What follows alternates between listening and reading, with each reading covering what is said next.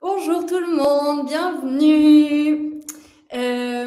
On se retrouve aujourd'hui pour un nouveau Maestrix. Donc Maestrix, c'est les formats de webinaire de Maestro. Et Maestro, c'est l'école du product et de la tech. Moi, je suis Julie, je suis responsable pédagogique chez Maestro et je suis accompagnée aujourd'hui de Julien qui va nous faire une petite démo de vibe coding pour des PM. Euh, Bonjour. N'hésitez pas à nous dire dans le chat si vous nous entendez bien, si vous nous voyez bien, etc. Je vais vous partager des petits formulaires en amont pour laisser les gens arriver d'une part et aussi pour savoir si vous nous rejoignez parce que vous êtes intéressé potentiellement par une formation chez Maestro. Donc, on a des formations de reconversion en product management et des formations en lien toujours avec le produit pour des profils plus expérimentés qui veulent prendre le tournant de l'IA. Hop, je vous partage ça. Je vous laisse répondre tranquillement.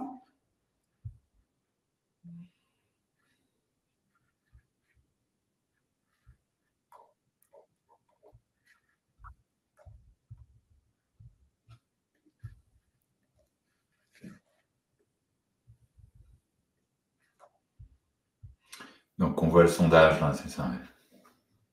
Tout à fait.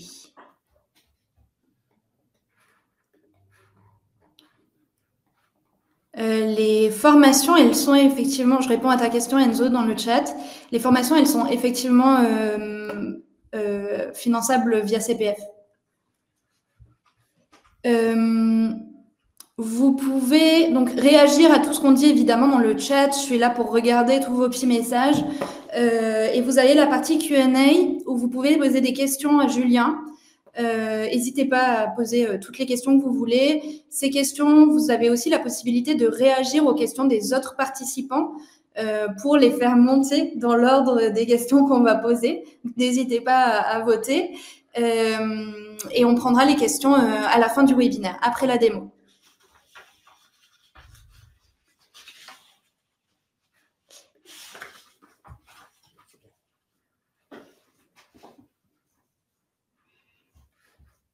Et je vous mets un autre questionnaire pour savoir un peu quel métier vous faites aujourd'hui. Ça nous permettra d'adapter un petit peu les questions, le webinaire, etc. Je vous le mets juste là. Comme ça, on sait un peu à qui on s'adresse aujourd'hui.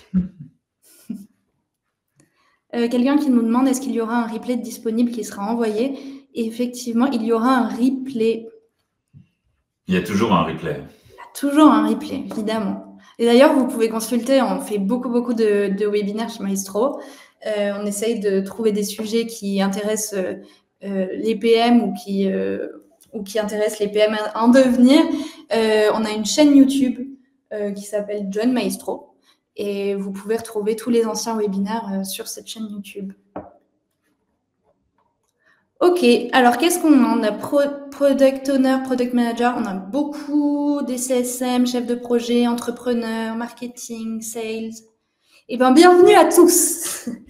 Je vais passer la main à Julien pour qu'il se présente et puis qu'il commence ensuite sa démo. Super, merci Julie. Tout va bien, vous me dites si vous m'entendez bien. Merci beaucoup à tous d'être là. Rapidement, d'où est-ce que je viens en termes de track record? Moi, j'ai fait une reconversion professionnelle il y a quelques années. J'étais auparavant professeur au lycée, collège, BTS en sciences, techno, informatique et sciences physiques. Puis j'ai une vie intérieure dans l'informatique. Donc, c'est un domaine dans lequel j'ai toujours baigné. Le premier step, c'était un bootcamp sur la data science. Je me souviens, c'était l'année où on avait ChatGPT 2.5 qu'on nous interdisait d'utiliser pour générer du code. Ça n'a pas vraiment changé. Bah, justement, c'est un peu le cas aujourd'hui. On va voir que ça a quand même pas mal évolué. Après ce bootcamp, j'ai fait pas mal de formations en no-code, parce que j'ai vu que c'est des outils qu'il fallait maîtriser en termes de hard skills pour pouvoir travailler autour de la tech. Et rapidement, j'ai découvert le métier de product management. J'ai fait le bootcamp chez John Maestro. Il y a eu en même temps là, un peu la révolution de ChatGPT avec les versions 3, 3.5 et puis et puis la version 4. Et cette reconversion a débouché sur un poste où j'étais au pôle innovation, responsable voilà, de tout ce que j'avais un peu étudié et sur lequel je m'étais formé au sein d'un groupe média, d'une agence digital média, dont la cellule innovation s'appelle PK. Si on faisait pas mal de… Enfin, le métier, le cœur de métier de cette agence PK, c'est le SEO. C'est une des agences les plus compétentes sur ce domaine-là en France et en Europe, avec des filiales. On a une filiale à Berlin, à Montpellier, à Paris, à Nantes aussi. Voilà. Et depuis, j'ai décidé de voler de mes propres ailes, avec pas mal de projets. Notamment, j'interviens sur quelques formations au sein de Maria Schools pour le product et l'IA. Je développe moi-même mes projets et je me lance dans des nouvelles aventures entrepreneuriales. Et du coup, ce qui est drôle, c'est que tu reviens, parce que du coup, Julien intervient sur nos formations donc de product management et d'IA. Il est headmaster sur les promos et sur d'autres sujets aussi liés au no-code. Et du coup, il revient à ses amours. D'élèves à intervenants. C'est extrêmement enrichissant, mais c'est vrai que c'est très important de transmettre son savoir et la manière dont on l'a apprise, parce que on se rend compte que c'est toujours à notre portée. Et le fait de monter en puissance et dans les milieux dans lesquels on gravite, c'est très, très important. Et on va voir aujourd'hui un outil, effectivement, une nouvelle pratique qui a vraiment changé la donne, qui est devenu un peu le game changer dans pas mal de métiers, notamment effectivement autour de l'IA. Alors, qu'est-ce qu'on va voir aujourd'hui? On peut… Voilà. Je te laisse la main sur la présentation, Julien. Super. Tu peux avancer. Donc, je fais Start Presentation. Voilà.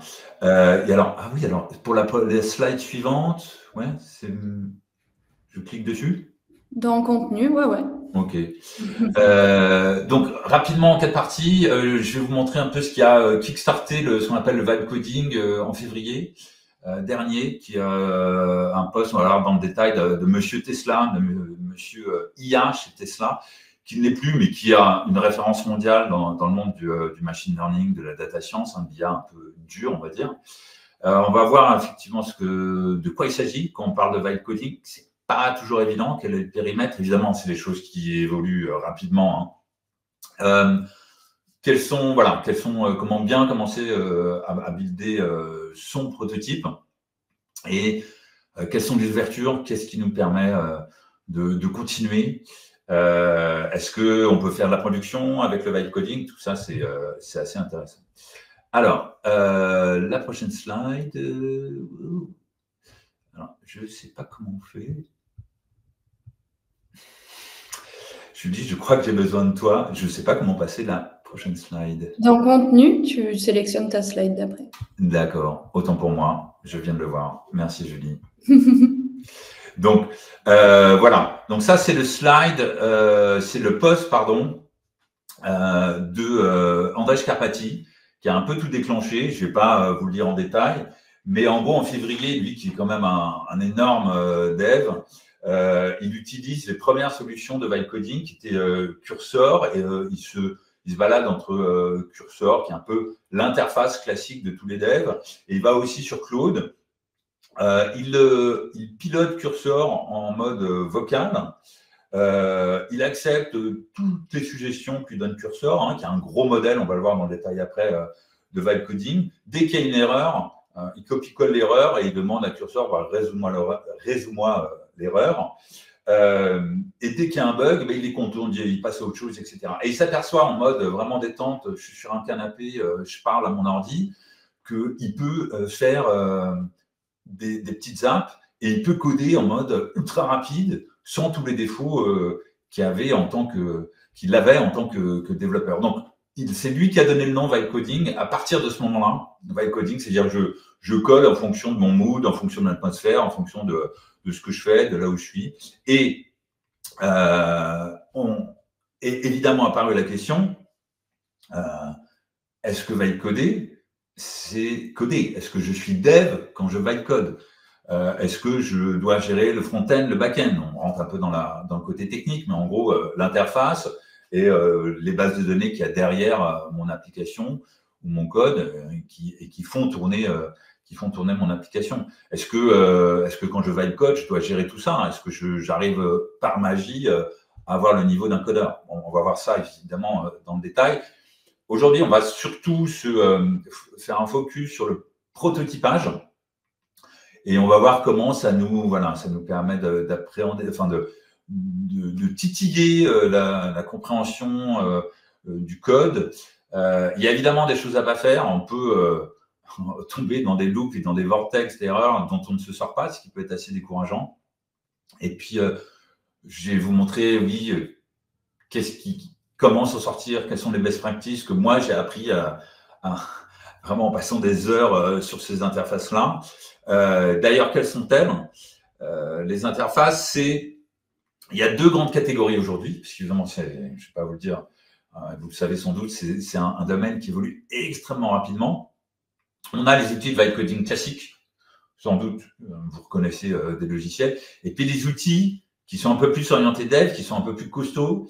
On appelle ça AI coding, hein, il y a d'autres noms, évidemment, qui permettent vraiment, qui sont plus destinés aux devs, en tout cas aux gens qui ont une expérience de code, pour très très vite monter en puissance. On va se focus aujourd'hui sur le vibe coding. On a des outils, comme vous le voyez, Figma, c'est du vibe coding, oui. C'est-à-dire que je peux générer avec Figma des interfaces, du code HTML et le mettre dans le Webel. Aujourd'hui, on va s'appuyer principalement sur le Webel. 21st Dev a aussi un peu ce rôle-là. Hein, c'est-à-dire que c'est un outil, et on va l'utiliser aujourd'hui, qui permet de générer plusieurs propositions d'UX, d'UI. Voilà. Moi, j'aime beaucoup personnellement naviguer entre ces différents outils parce que ça me permet de ne pas rester coincé et principalement, on dirait, en fait, à force d'expérience, je me suis rendu compte que Lovable, ou les outils de vibe coding pur, ont des limites. Et que Claude, c'est pour ça aussi que j'ai mis Claude, ChatGPT ou Gemini, peuvent beaucoup nous aider, notamment pour résoudre des erreurs. Okay, donc,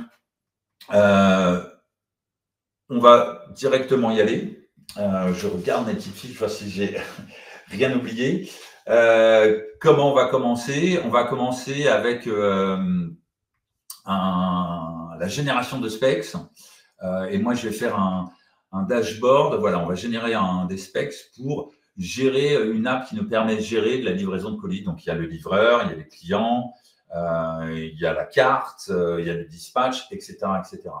Comme tout product manager, moi, ce qui m'intéresse, c'est de générer des specs, c'est-à-dire, pour ceux qui ne sont pas forcément au fait de cet aspect-là, je vais dialoguer. Pour le coup, là, j'ai choisi Claude et je vais lui demander de me générer des specs pour cette application. C'est-à-dire, qu'est-ce que je veux dessus, quel est le parcours de l'utilisateur, l'user journey, quels sont les épiques, etc. En mode assez classique. Je vous partage mon écran. Et donc, j'arrive sur... Je vous fais ça vite fait. Voilà. J'ai mis ça dans mon Notion, des prompts assez basiques, d'accord, où je lui demande de me générer des specs pour voilà, j'ai appelé ça le manage dashboard, voilà, to manage delivery activity. C'est ma manière de le dire. On peut évidemment, chacun a son vocabulaire. Et il va petit à petit, je vais faire un dialogue avec Claude pour avoir des specs classiques. Alors, c'est une discussion assez longue. Je vais la faire courte, mais on retrouve ici les épiques, les personas, les use cases, les user journey, les critères d'acceptance, etc., etc. Ce qui m'intéresse, et vous le voyez dans le titre ici, c'est que je veux des specs IA ready. Et moi, je l'ai dit directement dans le prompt. Je veux des specs classiques et leur équivalent IA. Donc, il va me faire un prompt et il va me faire des specs que Lovable et tous les outils de vibe coding vont pouvoir accepter très, très facilement. Ça ressemble à quoi? Ça ressemble à ça. au final, à la fin de ma discussion, je me retrouve avec un prompt qui est vraiment optimisé. Et moi, j'ai vu la différence. Hein, j'ai testé pas mal d'outils. Claude arrive à faire vraiment quelque chose qui marche, qui vaut le coup, qui surtout permet d'avoir un premier jet assez rapidement. OK, ça, je vais le copier-coller dans Lovable. Donc, je le copie. Ce que je vois ici, si on peut faire un petit tour rapidement du prompt, c'est que je vois que j'ai une sidebar, hein, c'est l'élément le plus important, avec différents menus. Il va, si le prompt, je le connais, mais effectivement, il va générer uniquement mon dashboard. Et c'est assez important, ça, quand on parle de vibe coding, c'est que je ne veux pas tout générer d'un coup. On va le voir tout de suite dans Lovable, parce que ça va mettre un petit peu de temps. Donc, je colle ici mon prompt et je l'envoie. Boum, c'est tout. Donc, c'est parti. Ça va bosser ça va travailler un certain temps. Donc, je vais vous amener à d'autres endroits entre-temps. On va voir un petit peu plus en détail le prompt. Il me fait quelques specs nécessaires en termes de métriques. Hein. Je lui dis que je voulais des métriques sur ma livraison. Je voulais effectivement un espace avec une carte, l'étape de livraison. Donc, c'est la page de dashboard. J'ai un petit peu accès à toute la visualisation de mon activité de livraison. OK. Pour l'instant, il est responsive que sur le desktop. D'accord. Donc, il continue à travailler. On va rapidement faire un petit tour de l'interface de Lovable. On a ici l'historique. Bon, évidemment, pour l'instant, il n'y en a pas encore, mais c'est quelque chose où on va devoir aller. OK.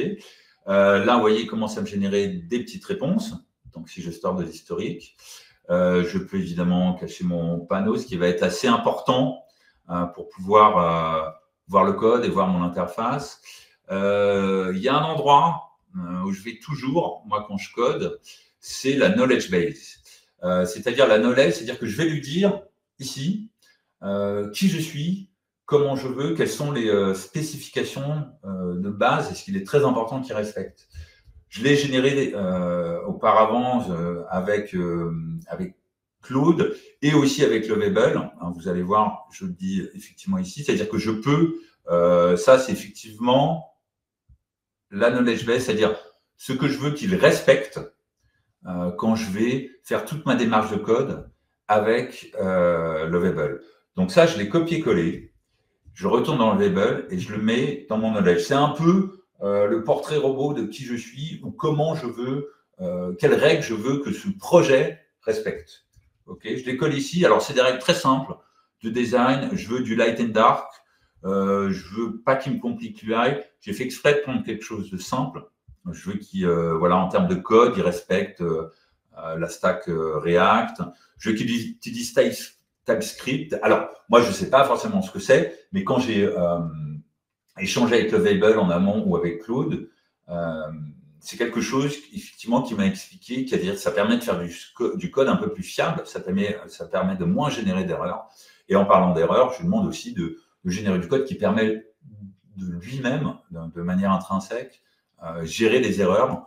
On va le voir parce que ça fait partie de l'aventure du vibe coding.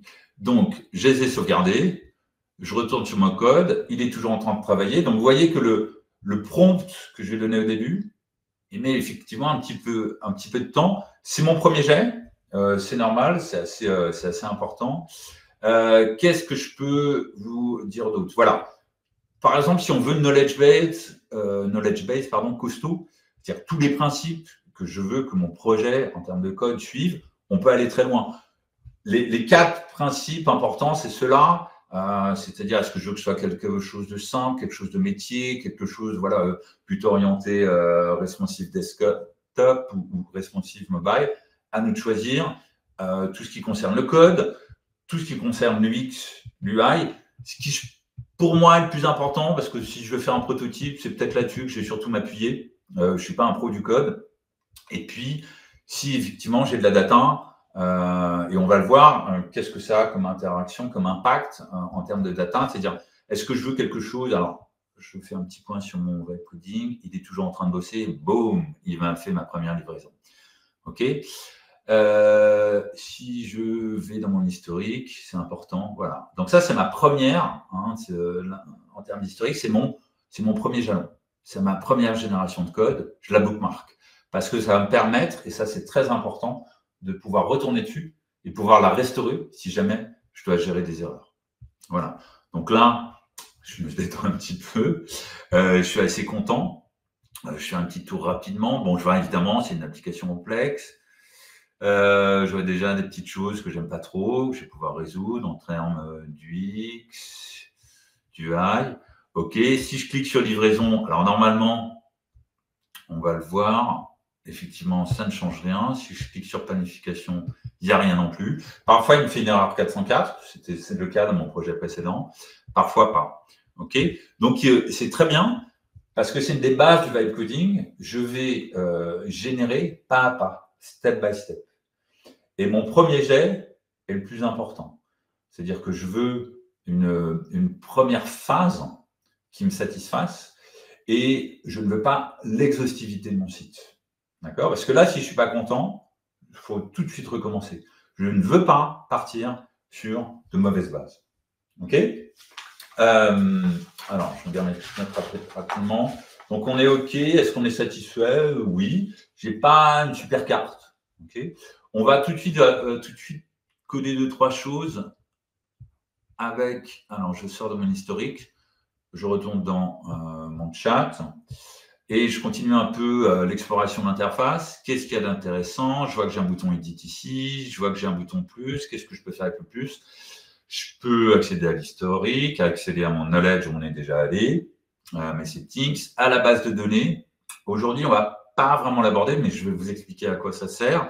Et je peux effectivement mettre des captures d'écran ou d'autres inspirations en termes de graphiques, en termes visuels principalement. Et j'ai la possibilité de chatter. Ça, c'est très important. C'est-à-dire que je peux lui donner des ordres quand je suis en mode Ask Lovable, quand je suis vraiment en mode vibe coding, c'est-à-dire que je code, je lui dis fais-moi ci, fais-moi ça, mais je peux aussi lui demander de l'aide. Je passe énormément par le mode chat quand je veux générer un prompt, quand je veux générer un plan, quand je veux générer une nouvelle page, je lui demande fais-moi un prompt pour faire ça. Je ne vais pas moi-même faire le prompt. Ça va être beaucoup plus efficace et générer beaucoup moins d'erreurs. Mais je m'amuse un petit peu en mode light. J'ai quelque chose que je n'ai pas aimé, que j'ai vu tout de suite, c'est que le fait qu'il y ait 2 lignes là dans ces petites div. Hein. Donc, qu'est-ce que je vais faire? Je vais aller dessus, voilà, et je vais cliquer dessus. Et là, vous voyez, il me sort un mini prompt, une mini interface qui me permet, et là, je peux lui dire si je fais ça, effectivement, c'est le spacing.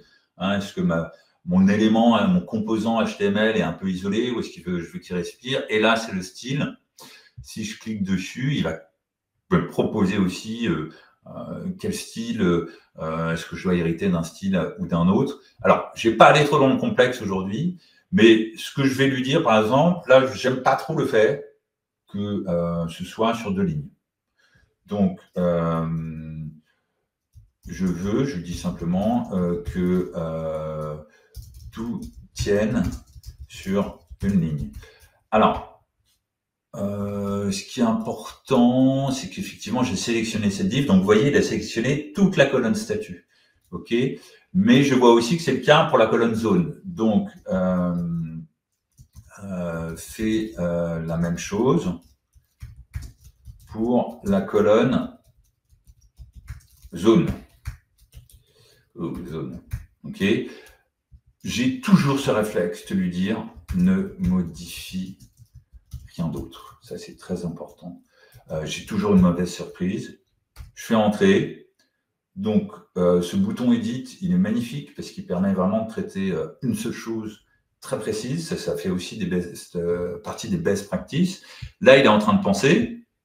Hein, il est en train de bosser. On le voit parce qu'on a le bouton Thinking, parce qu'on a ici le stop. Donc, et boum, résultat. Il me l'a fait, il n'a pas fini de réfléchir, mais je vois qu'il a eu un impact direct. Ça, c'est pas mal du tout. Il l'a fait. Et quand il a fini, c'est validé en bleu. Je peux, là aussi, le bookmarker dans mon historique parce que j'estime que c'est voilà, c'est là où j'ai fait ce qu'on appelle du refactoring, c'est-à-dire je vais demander de modifier le code pour que ce soit plus conséquent par rapport à un aspect de l'UI.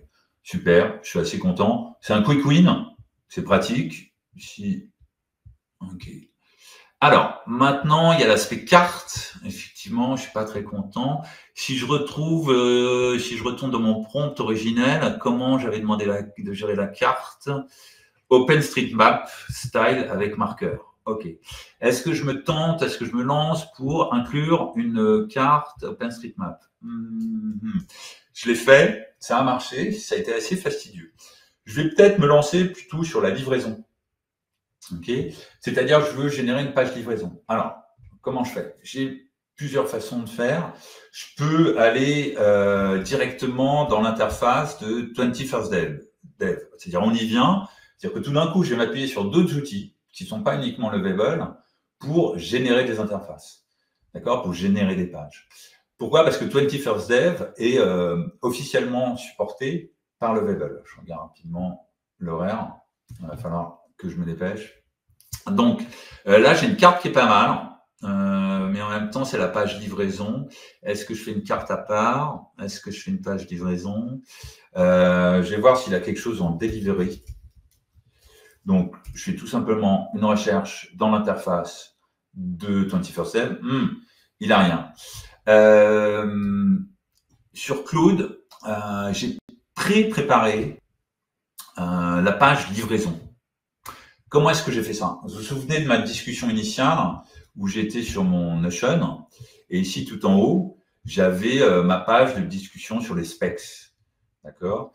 Où j'avais beaucoup discuté et généré voilà, toutes les specs et il m'avait proposé un prompt qui a ready. Donc en fait, je suis retourné sur cette discussion dans Claude et je lui ai demandé, toi qui as l'historique, maintenant, génère-moi la page de livraison en plus de celle du dashboard. Donc il me l'a généré ici.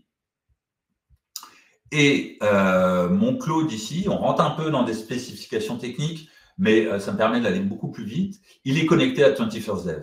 Comment je l'ai connecté? Avec la technologie MCP. En gros, je vous la fais très courte. J'ai un outil ici qui s'appelle 21st Dev Magic et qui me permet directement depuis Claude de générer des interfaces.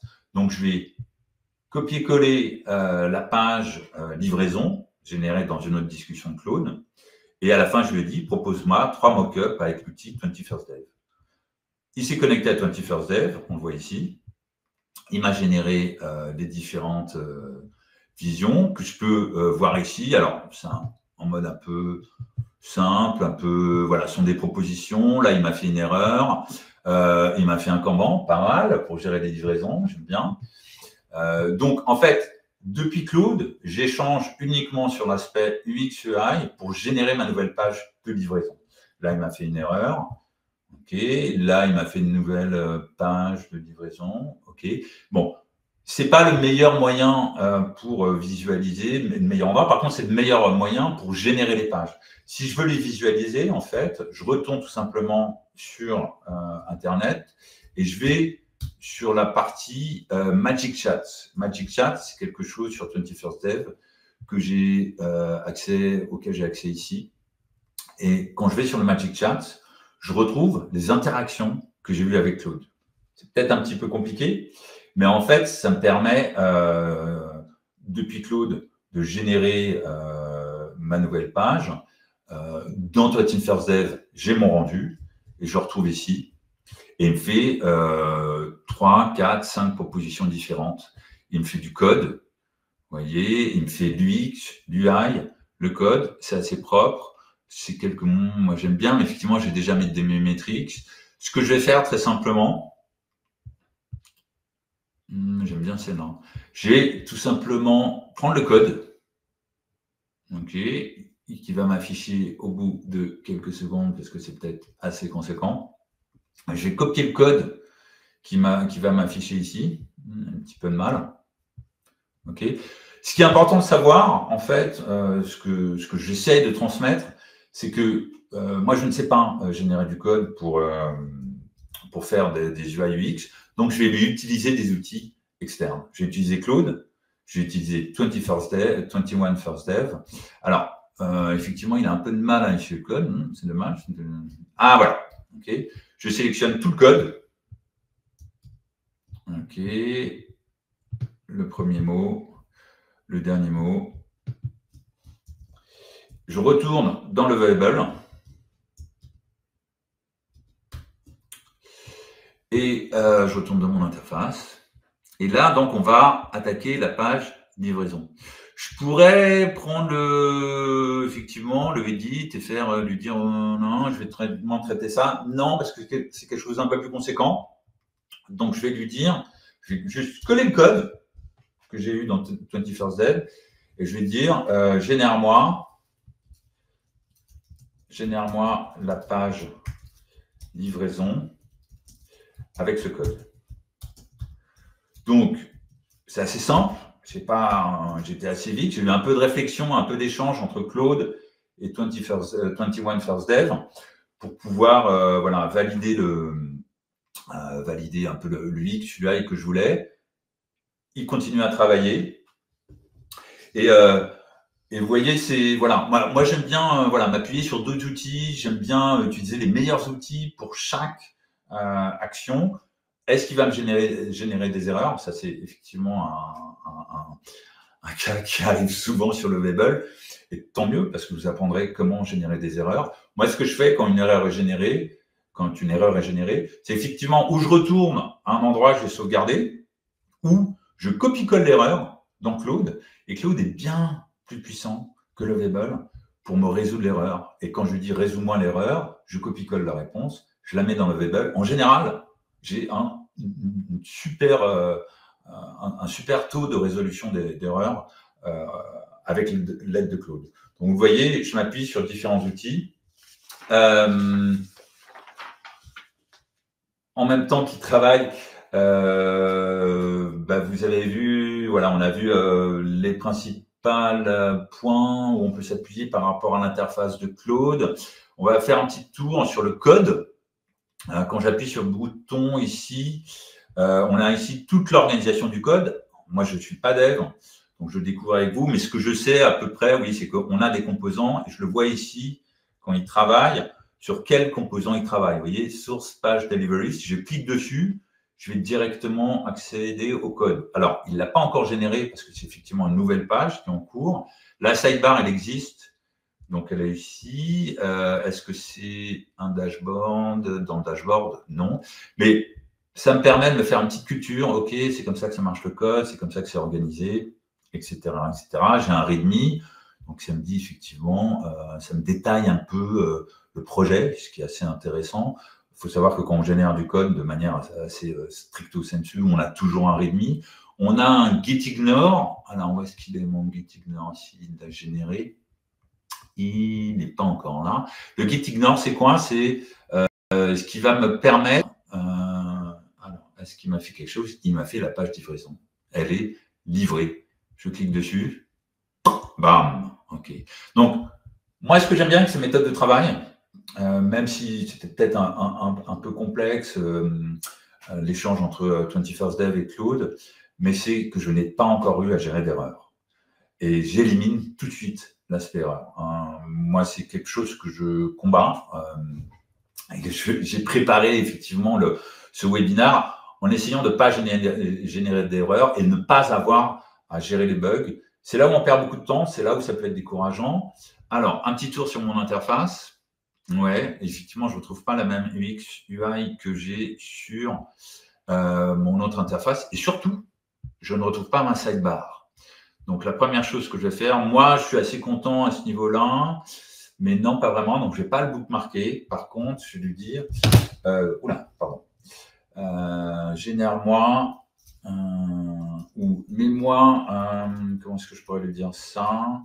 Je veux avoir accès à la sidebar ou side panel, nous voir la sidebar depuis la page livraison. Okay, quelque chose de très basique, de très simple. Pareil, moi je lui dis ne fais rien d'autre, ne modifie rien d'autre. Je dis toujours ça parce que les IA ont tendance toujours à vouloir bien faire, à affirmer qu'elles font des choses fantastiques. Bon, ça reste des machines, donc j'ai tendance à un peu faire un peu de zèle quand il s'agit de lui donner des ordres et à bien délimiter le périmètre. Ça, c'est vraiment quelque chose que j'ai appris. Alors, on va doucement aller vers la fin. Je vois qu'il commence à bosser là-dessus. Comme ça, je vais pouvoir naviguer. Ouais, là, vous voyez, je retrouve sur le statut du double ligne. Alors, j'étais tout à l'heure sur le code et j'étais sur le fait sur le git ignore. Simplement, c'est une manière de sauvegarder son code. J'ai ici accès à plusieurs choses, notamment au GitHub. GitHub, c'est un endroit sur le web qui me permet de sauvegarder mon code et surtout de le versionner, de faire mes différentes versions de mon app. Bon, là, si je fais un prototype, c'est pas obligatoire, mais ça peut être intéressant. J'en profite rapidement avant d'aller voir le résultat, parce qu'apparemment, il m'a livré ça sans erreur. Je suis assez content. Aussi, l'aspect base de données. Supabase, ça permet de sauvegarder les données que rentrent les utilisateurs dans mon application. C'est ce qu'on appelle aussi la persistance des données. J'y reviens dans un instant. Ah, super. J'ai ma navbar qui est bien implémentée. Bon, là, effectivement. Ah, voilà. Donc là, quand je clique sur des pages que je n'ai pas générées, normal, il me fait une 404 parce que cette page n'existait pas. Et je commence à avoir quelque chose de conséquent. Pas mal. Est-ce que je veux les métriques aussi ici, sachant que je les ai là? Non. Donc, ça, vous comprenez, là, si je veux enlever ces métriques, on le fait rapidement. Bon, on va peut-être passer à autre chose, mais voilà, il suffit que voilà. Tout simplement, je lui demande masque-moi, hein, masque-moi ou enlève-moi. Bon, vous comprenez un peu l'esprit. Ça, c'est quelque chose, je crois qu'on a saisi, qui permet d'aller assez rapidement en termes d'UI, du UX. Toujours utiliser ces petits outils qui font des choses précises au lieu d'essayer de faire des prompts un peu vagues en lui disant oui, tu vois cet aspect-là, ou tu vois ce composant HTML, est-ce que tu peux l'éliminer? Bon, et c'est là où il y a une autre best practice, qui est en termes de nomenclature, bien savoir de quoi on parle, de quoi je parle quand je clique là-dessus. Donc en fait, je lui demande souvent.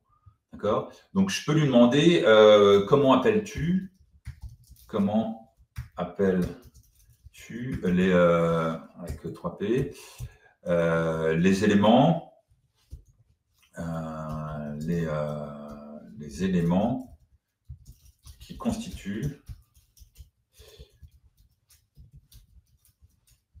les métriques.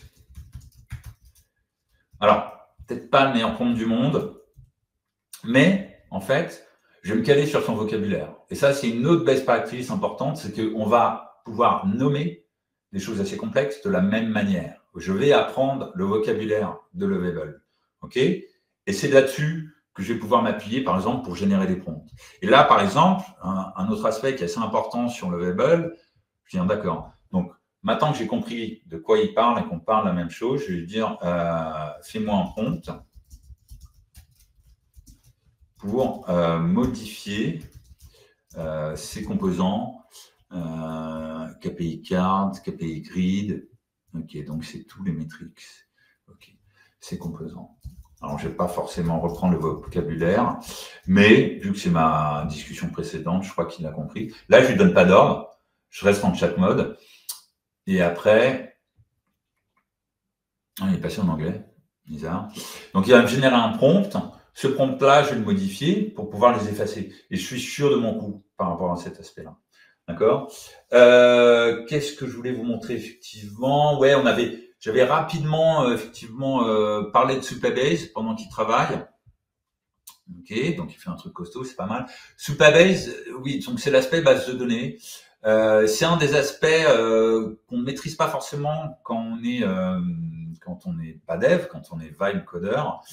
C'est par exemple tous les identifiants, login et mot de passe des différents utilisateurs. C'est par exemple tout l'historique des courses que je ne vais pas forcément afficher. Où est-ce que ça va être stocké? D'accord? Si je rafraîchis mon écran, est-ce que ces données vont disparaître ou pas? Non. Ces données doivent être persistantes, elles doivent être stockées quelque part, et elles sont stockées dans une base de données, ce qu'on appelle le back-end. D'accord? C'est assez important à gérer. Là, pour mon proto, je me suis concentré sur l'UX UI. Donc, je ne vais pas gérer cet aspect. Mais c'est un aspect qu'il ne faut pas négliger. Et Lovable est un des rares outils de vibe coding qui me propose un accès vraiment embarqué à une base de données. C'est extrêmement simple d'utilisation. OK. Donc, qu'est-ce qui m'a fait comme prompt? Pas mal, pas mal, pas mal. Les organiser, améliorer dans le design, c'est pas mal. OK. Mais alors, effectivement, c'est sur le dashboard. OK. Alors, maintenant, c'est assez important parce que maintenant, on a discuté des métriques, il sait de quoi il parle. Il m'a donné effectivement un prompt qui permet de les améliorer. Moi, ce que je veux, c'est les enlever. Mais résultat, je vais être à peu près sûr de mon coup parce qu'on a vraiment défini le périmètre sur lequel on va agir maintenant. Maintenant,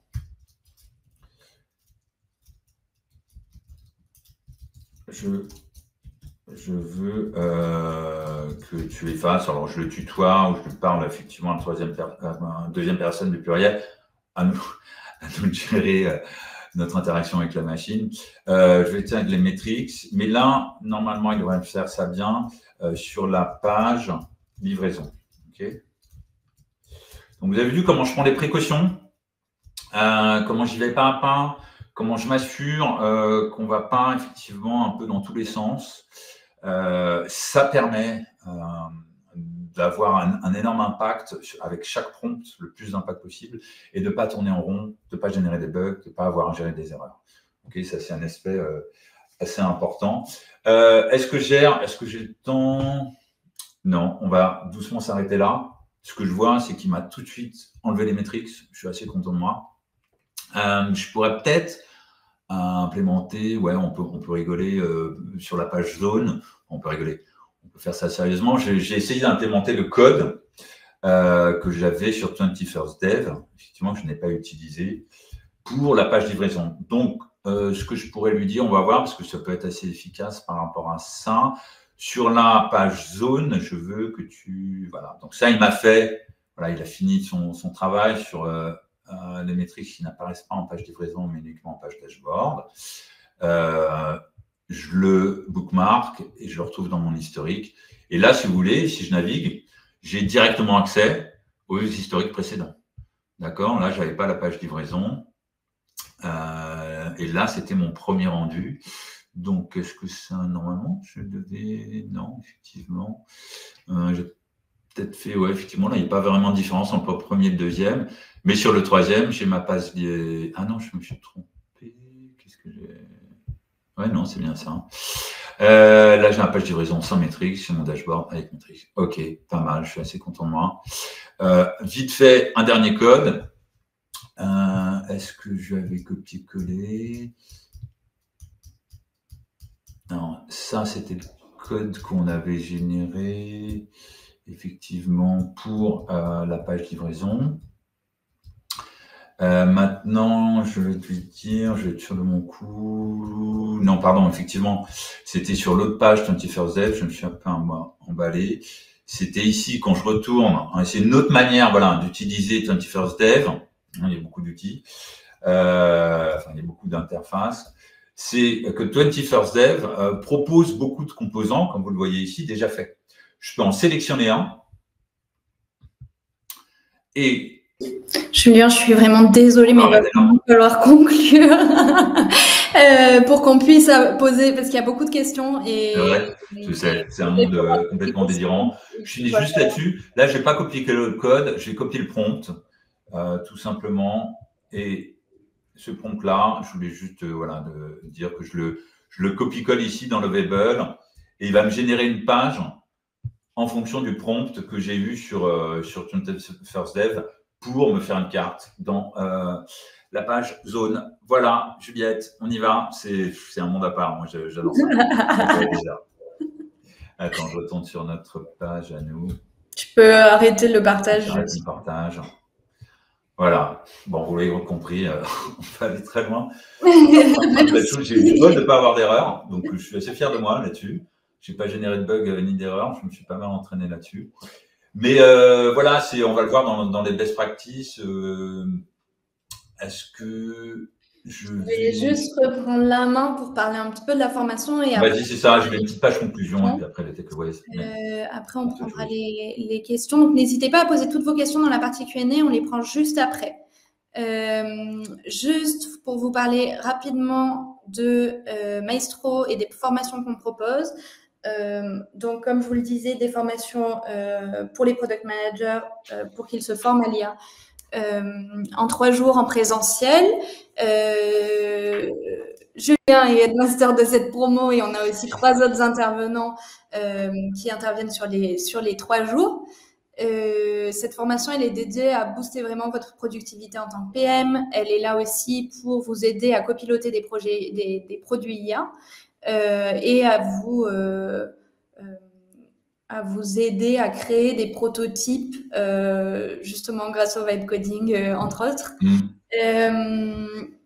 Si ça vous intéresse, je vais vous remettre un petit questionnaire.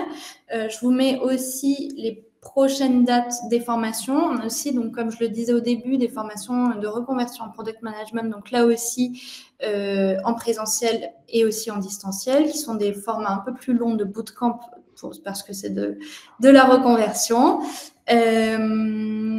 Vous voyez les dates qui s'affichent. Je vous mets un autre petit questionnaire pour savoir si potentiellement vous serez intéressé par une de ces formations. Si c'est le cas, donc répondez à ce questionnaire et Camille, elle pourra prendre contact avec vous, mais vous pouvez aussi prendre contact avec elle. Vous avez son mail qui s'affiche. Je vais vous mettre aussi le lien de son calendrier pour que vous puissiez prendre rendez-vous avec elle et qu'elle puisse évaluer votre niveau, etc., vos attentes pour voir si les formations sont bien adaptées à votre avenir professionnel, disons.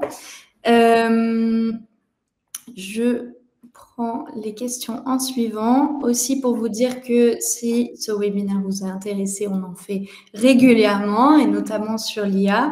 Donc, n'hésitez pas à nous suivre sur LinkedIn, sur Meetup, sur notre site web aussi, si vous souhaitez être informé des prochains événements. Alors, est-ce que tu veux que je fasse on va sur les questions ou Ouais, on va aller sur les questions parce qu'on a beaucoup. Hein. Ouais, on a peu de temps qui reste et j'imagine que vous êtes sur votre post-déj et qu'il s'agit d'aller déjeuner au bout d'un moment. Hop, je reprends les questions. La question qui a été posée et que tout le monde réclamait, c'était combien ça te coûte l'ensemble de tes outils par mois? Alors, effectivement, Lovable, c'est au crédit. C'est-à-dire que tu vas acheter un nombre de crédits par mois. On est autour de 20 euros. Tous ces outils-là sont autour de 20 euros. Claude, bon, c'est l'abonnement comme de type ChatGPT. On est à 20 euros par mois. Lovable, on a différents abonnements en termes de crédit. On a une base mensuelle et puis après qu'on peut augmenter. Est-ce que je veux plus de crédit, moins de crédit? Bon, c'est souvent le business model qu'on consomme beaucoup, qu'on doit générer beaucoup de codes, de pages. Quand il n'y a pas vraiment de limite sur l'utilisation de l'outil, voilà, ils font les deux, un mensuel et un nombre de crédits. 21st Dev, c'est uniquement mensuel aussi. Je ne vais pas te dire de bêtises sur les tarifs, mais je crois qu'on est à 20 euros par mois aussi. Je vais vous confirmer ça tout de suite parce que c'est un outil, ouais, c'est 16 $ par mois, donc à peu près 15 euros par mois. Il y a un mode gratuit qui est quand même pas mal, hein, on peut accéder à pas mal de choses. Voilà, donc on est à peu près sur ces 3 outils, un peu autour de 50 euros par mois, sachant que Claude, on peut l'utiliser en mode gratuit, un peu dégradé. Lovable, ça va être un peu plus compliqué dès qu'on veut les options, dès qu'on veut pouvoir mettre en ligne, dès qu'on veut pouvoir utiliser la base de données. Et il se peut aussi que, voilà, si vous utilisez Supabase, la gestion donc du back-end pour que la donnée soit persistante et qu'on puisse la retrouver, très vite, on peut rentrer aussi en mode payant, mais les premiers tarifs sont autour de 10 euros. Merci. Thomas qui demande quelles sont les limites de Lovable aujourd'hui en termes d'applications pouvant être mises en production à minima pour un MVP. Ouais, c'est ce que j'aborde un peu dans la conclusion, c'est-à-dire que Peut-être tu mets la slide, je vais répondre en même temps parce que comme ça permet de voir. Et c'est un aspect très important du vibe coding, c'est-à-dire que il y a des choses effectivement que cet outil ne peut pas faire. On ne peut pas toujours bien modifier. Alors c'est la slide d'avant. Je conclue. Voilà, super, c'est ça. Qu'est-ce qu'on peut faire en plus? Quelles sont les limites? Moi, par exemple, si je peux, avec le Webull, avec des adresses webhook sur des automatisations comme Make ou N8N, me connecter et déclencher des automatisations. Donc, c'est une des limites qu'on peut dépasser en se connectant à des outils externes. C'est très puissant pour faire des mock-ups, pour faire des interfaces, pour faire des prototypes. Mais on a moi j'ai entendu pas mal de mauvaises surprises sur des gens qui essayaient de faire des apps avec le Webull et de les mettre en production avec des utilisateurs, etc. Pourquoi? Parce qu'il y a l'aspect sécurité qui n'est pas mis en avant. Et nous, enfin moi, je ne suis pas dev, et la plupart des gens qui utilisent le Webull ne le sont pas non plus. Cet aspect sécurité, notamment le scaling, le fait de monter en puissance, si tout d'un coup j'ai 200 utilisateurs en temps réel, bah, il faut plutôt basculer sur le AI coding, hein, les outils que je vous ai montrés au début. Moi, je peux vous montrer rapidement, non, peut-être pas, mais j'avais 2 exemples assez sympas, mais je le montre d'ailleurs dans la formation Product et IA, où je génère avec Claude ma propre newsletter en scannant mes emails, en scannant des sites web et en lui donnant du code HTML comme exemple en termes du UX. Donc, ça, c'est un tout petit vibe coding. Le Webull est vraiment capable de faire ça et je pourrais, par exemple, publier ma newsletter avec le Webull grâce à ces petites fonctionnalités. Et la suite de la question, c'était comment voyez-vous l'évolution dans 6 mois, 1 an? Ouais. Est-ce la fin à terme des plateformes no-code type Bubble? Ouais. Ce qui est important de dire, je pense, c'est que c'est pas de la magie, ces choses-là. Vous avez vu que j'ai fait ça avec une manière assez,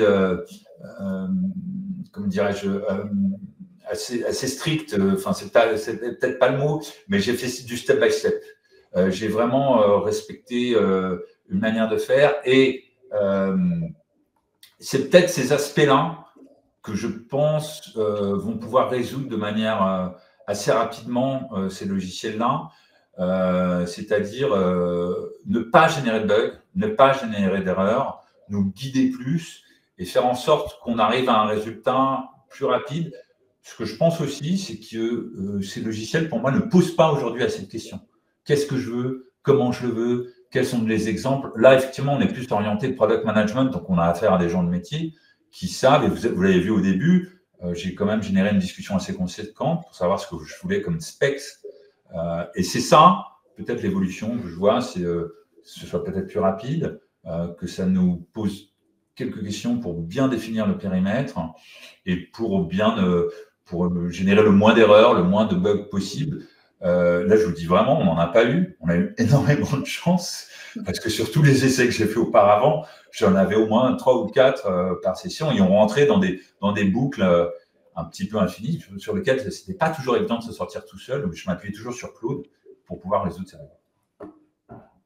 Il y a quelqu'un qui demandait, est-ce qu'on peut donner l'instruction de respecter les composants d'un design system en lui fournissant un lien Figma? Et je crois qu'on l'avait fait dans la dernière promo. Oui, effectivement, je l'ai mis dans une slide précédente où je montrais que on peut effectivement, le Webull le prend très bien en compte. C'est un use case que je n'ai pas abordé aujourd'hui. Je n'ai pas du tout, en plus, tout ce que vous avez prévu. Mais oui, le Webull à travers le code ou tout simplement la capture d'écran, il est assez fort là-dessus. Faut pas négliger cet aspect pour prototyper, pour travailler l'UX UI. Je vous ai montré le mode édition. Oui, on peut aller assez vite là-dessus, que ce soit à partir de code, à partir de prompts générés. Il ne faut pas sous-estimer cet aspect-là. C'est-à-dire que je vais, par exemple, j'ai une UI que j'aime bien. J'ai demandé ou à Claude ou à le Webull, génère-moi un prompt pour générer cette UI. Je ne vais pas forcément lui donner le screenshot ou lui donner le code de ce que je vois, le code Figma, mais je lui ai demandé de générer un prompt en mode chat. Cet aspect intermédiaire permet d'être beaucoup plus efficace et d'avoir un rendu beaucoup plus fidèle. Il y a quelqu'un qui demande, j'ai toujours un souci d'utiliser du vibe coding pour générer un rapport de données avec en entrée un fichier source en PDF, image ou Excel qui contient les données. Ouais, Est-ce mais que tu as ça, un c'est oui, outil oui. ou modèle ou une bonne pratique à partager? Là-dessus, sur le vibe coding, je trouve qu'on est un peu sec. Pourquoi? Parce que, par exemple, vous avez vu dans l'interface, je ne sais pas quel modèle j'ai derrière. Est-ce que c'est Claude? Est-ce que c'est ChatGPT? Est-ce que c'est un modèle propriétaire à Lovable? Est-ce qu'il garde mes données? Est-ce qu'il respecte la RGPD? Je n'en sais rien. Je sais qu'il y a un aspect data privacy et ils sont à minima, ils respectent à minima, mais c'est pas l'objectif premier parce que c'est une boîte suédoise, donc on est en Europe. Mais je ne sais pas aujourd'hui si la Suède effectivement respecte la RGPD en tant que membre. Je ne sais même pas d'ailleurs si elle est membre de l'Union européenne. À ma connaissance, non. Donc là-dessus, il y a un flou. C'est propre à beaucoup de LLM. Donc moi, effectivement, je ne prendrai pas le risque.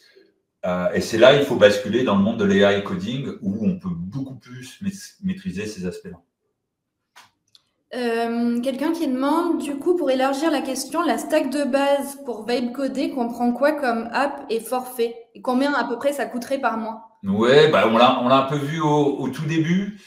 Je pense que c'est vraiment fait à minima. S'il nous faut un LLM assez puissant de type ChatGPT, Claude ou Gemini, de base, on peut prendre la version gratuite ou la version 20 € par mois. C'est quand même, si j'en avais un payé, ce serait celui-là. Je sais que le Webull, au début, vous avez des crédits gratuits. Voilà. Après ça,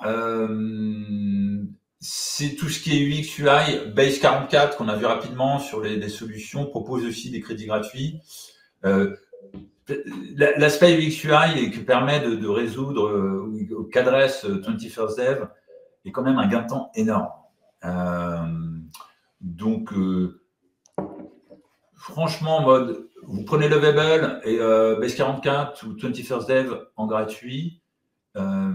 Et on doit payer que Claude. Moi, c'est ça que je ferais. Parce qu'en fait, Claude, il va nous permettre de générer des specs, il va nous permettre de résoudre les erreurs, il va nous permettre de résoudre beaucoup de choses et d'aller beaucoup plus vite. Donc, c'est celui-là, moi, que je paierais. C'est ma vision des choses. Il y en a sans doute d'autres. Et le truc ultime, l'autre aspect, c'est que si on passe en AI coding, des choses un peu plus conséquentes, mais en fait, là, on a accès à des modèles open source qui peuvent ne rien vous coûter du tout. C'est un peu plus compliqué à maîtriser, mais voilà, il y a cette possibilité-là. Et est-ce que l'accès à Supabase, il est compris dans le forfait Lovable ou est-ce que ça dépend du Non. Effectivement, c'est en plus. C'est un abonnement à côté. C'est les limites, ça je reviens à la question précédente, sont les limites du vibe coding. C'est pas magique, on reste pas gratis, le déjeuner n'est pas offert. On peut aller très vite sur le premier prompt et après on peut très vite s'embourber et on peut très vite commencer à devoir payer des outils autour. Ça sont les côtés un peu négatifs. Et sur la slide best practice, je ne sais pas si tu peux la montrer pour conclure, je montre un peu effectivement les erreurs à éviter. C'est la slide takeaways. Ouais. Voilà.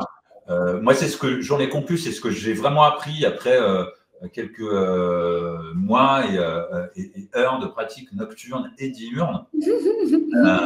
Voilà, il y a des choses qu'on peut faire, il y a des choses qu'on peut pas faire. Et c'est bien de beaucoup se préparer, c'est bien de générer le même langage, etc. Je vous passe tous les détails, mais c'est ce que tous les devs savent faire intrinsèquement et c'est ce que nous, on doit apprendre à minima quand on va le code. Merci mille fois, Julien. Je suis désolée, on n'a vraiment pas le temps de prendre toutes les questions. Faire 10 sessions là-dessus. Sur le désolée pour tous ceux qui ont posé des questions. Merci beaucoup d'avoir participé. N'hésitez pas à participer au prochain webinaire sur le sujet et cette fois on essaiera de prendre toutes les questions. Merci à ceux qui ont voté, ça m'a permis de prioriser les questions. Je vous souhaite une très bonne après-midi à tous. Merci encore mille fois Julien et puis merci. S'il y a des questions, LinkedIn est là aussi pour communiquer, n'hésitez pas. Bon appétit et merci de nous avoir suivis. Donc, Julien Lopato sur LinkedIn si vous voulez le contacter. Et pareil, si vous avez des questions sur les webinaires ou quoi que ce soit, j'avais mis mon adresse mail, n'hésitez pas à me contacter aussi. Bonne journée à tous, à bientôt. Merci Julie, merci à vous.